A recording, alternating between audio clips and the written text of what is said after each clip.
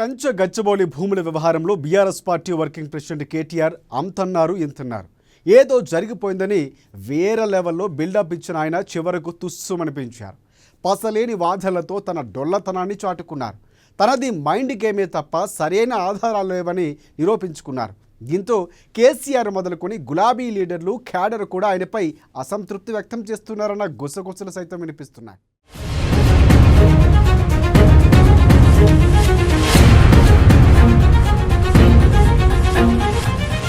రాజకీయాల్లో ఎదిగే కొద్దీ ఒదిగి ఉండాలి.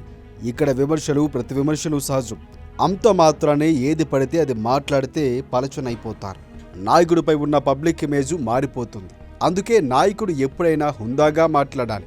ముఖ్యంగా బాధ్యతాయుతమైన స్థానాల్లో ఉన్న నాయకులు మరింత హుందాగా మసురుకోవాలి. నోటికొచ్చింది మాట్లాడకుండా పద్ధతిగా వ్యవహరించాలి. కానీ అలా చేయకుండా అతిగా ప్రవర్తిస్తే మాత్రం ప్రజల దృష్టిలో చులకనైపోవడం ఖాయం. అందుకు BRS party working president KTR నిదర్శనమని చెప్పక తప్పదు. కంచ గచ్చబౌలి భూముల వ్యవహారంలో రేవంత్ సర్కార్ను టార్గెట్ చేయబోయి చివరకు తానే టార్గెట్ అయిపోయారు కేటీఆర్.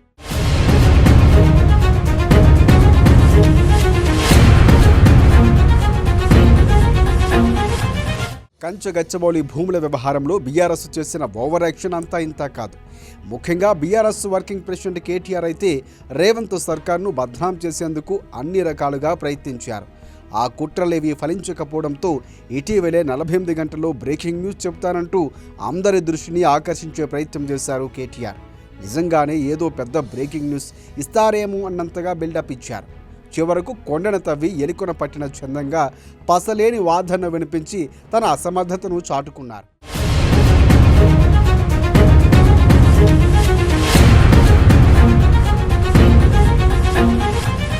హెచ్సియు భూములు వేల కోట్ల రూపాయలకు అమ్ముకోవాలని చూస్తున్నారని కేటీఆర్ ఇటీవల ఆరోపించారు. ఆ డీల్లో ఒక బీజేపీ ఎంపీ కూడా ఉన్నారంటూ లీక్ ఇచ్చారు. ఆ పూర్తి వివరాలు 2 రోజుల్లో బయట పెడతానంటూ పెద్ద మాటలు మాట్లాడారు. నిజంగానే ఏదో ఉందన్నట్లుగా బిల్డప్ ఇచ్చారు. కానీ ముచ్చటగా 3వసారి మీడియా ముందుకు వచ్చారు కేటీఆర్.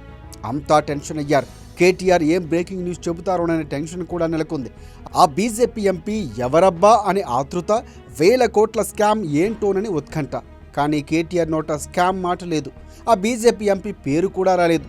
ఊరించి ఉసూరుమనిపించారు ఆయన. ఒక్కటంటే ఒక్క ఆధారాన్ని చూపలేక తుస్సుమనిపించారు కేటీఆర్.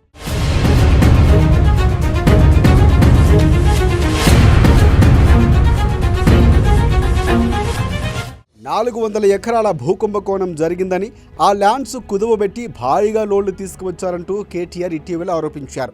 అవన్నీ అటవీ భూములని సమగ్ర దర్యాప్తు చేయాలంటూ కేంద్ర దర్యాప్తు సంస్థలకు లేఖ రాశారని, ఇలా రొటీన్ పొలిటికల్ స్టేట్మెంట్స్ చేశారు. బాధితాయుతమైన స్థానంలో ఉన్న కేటీఆర్ తన ఆరోపణలకు ఒక్క ఆధారం చూపలేక చేతులెత్తేశారు. కేటీఆర్ ఎలాంటి ఆధారాలు లేకుండానే అలా గుడ్డిగా ఎలా ఆరోపణలు చేస్తారన్న విమర్శలు కూడా ఇప్పుడు వెల్లువెత్తుతున్నాయి.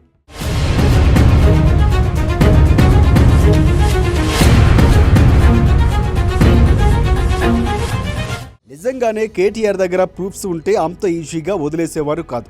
ఖచ్చితంగా బయట పెట్టేవారు. భూములు ఎవరికి కేటాయించినప్పుడు అక్కడ స్కామే జరగలేదన్నది వాస్తవం.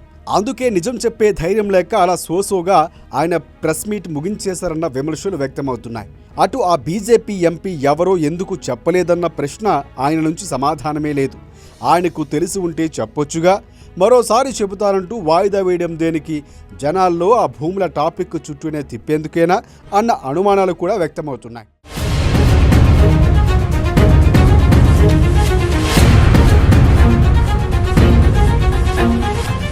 మరోవైపు పెద్ద ఆరోపణలు చేసి ఎలాంటి ఆధారాలు చూపకపోయిన కేటీఆర్కు కాంగ్రెస్ స్ట్రాంగ్ కౌంటర్ ఇచ్చింది. అసలు స్కామ్ అంటూ జరిగితేగా అంటూ కాంగ్రెస్ సైతం ఎదురుదాడి చేసింది. ఫార్ములా ఈ కార్ రేసు కేసులో కేటీఆర్ రేపో మాపో అరెస్ట్ అవ్వటం ఖాయమని, అందుకే కేటీఆర్ అరెస్ట్ను హెచ్సియుకు లింక్ చేసేందుకు ట్రై చేస్తున్నారంటూ పీసీసీ చీఫ్ మహేష్ కుమార్ గౌడ్ మండిపడ్డారు. అవినీతికి కేర్ ఆఫ్ కేసీఆర్ కుటుంబమేనని తేల్చి చెప్పారు. ఐఎంజీ సంస్థ యజమాని బిల్లీ రావుతో 30% కమిషన్కు 5,000 కోట్ల రూపాయలతో డీల్ మాట్లాడుకుంది కేటీఆర్ అంటూ సంచలన ఆరోపణలు చేశారు పీసీసీ అధ్యక్షుడు. హైదరాబాద్లోనే 10,000 ఎకరాల భూమిని కేసీఆర్ హయాంలో అమ్మేశారని, దమ్ముంటే ఆ భూముల అమ్మకంపై చర్చకు రావాలని సవాల్ చేసింది తెలంగాణ పీసీసీ.